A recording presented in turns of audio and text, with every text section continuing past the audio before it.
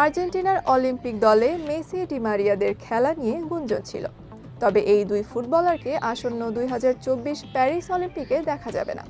তবে অলিম্পিকে খেলার জন্য মুখিয়ে আছেন আর্জেন্টিনা জাতীয় দলের গোলরক্ষক এমিলিয়ানো মার্টিনেজ।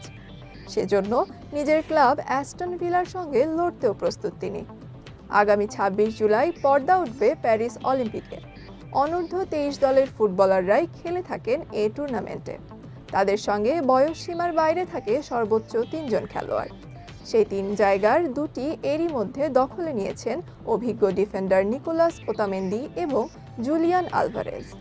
এ দু ফুটবলার নিজেদের ক্লাবের অনুমতিও পেয়েছেন, কিন্তু মার্টিনেজ ক্লাবের কাছে অনুমতি চাইলেও এখনও পাননি।